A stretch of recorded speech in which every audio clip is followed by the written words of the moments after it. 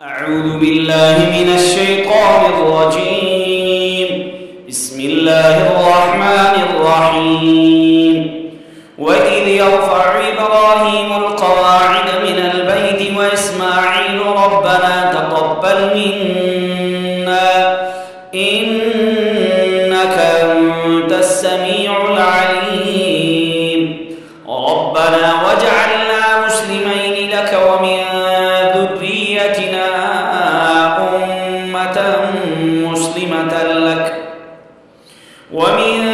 ذريتنا أمة مسلمة لك وارنا مناسكنا وتب علينا إنك أنت التواب الرحيم.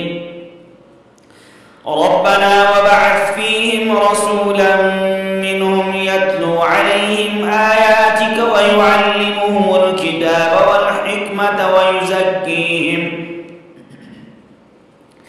إنك أنت العزيز الحكيم.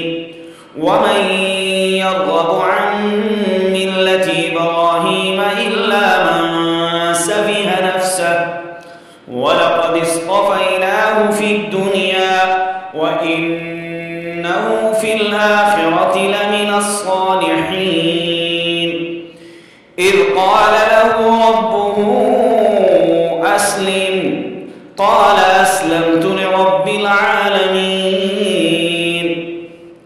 ووصى بها إبراهيم بنيه ويعقوب يا بني إن الله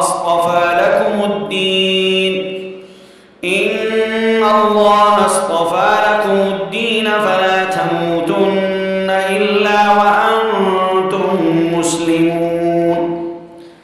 أم كنتم شهداء إذ حضر يعقوب الموت إذ قال لبنيه ما تعبدون من بعدي قالوا نعبد إلهك وإله آبائك إبراهيم وإسماعيل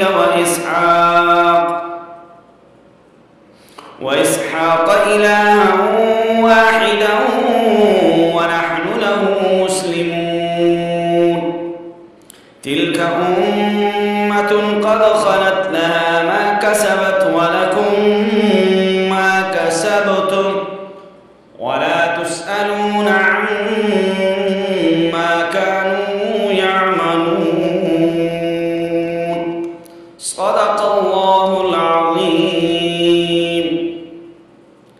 आप सुनने वाले देखने वाले कुरान पाक के फैलाने में मेरा साथ दीजिए, कुरान पाक लोगों तक पहुंचाने में मेरा साथ दीजिए और मेरे चैनल को सब्सक्राइब कीजिए, लाइक कीजिए, कमेंट कीजिए, शेयर कीजिए। अस्सलामु अलैकुम।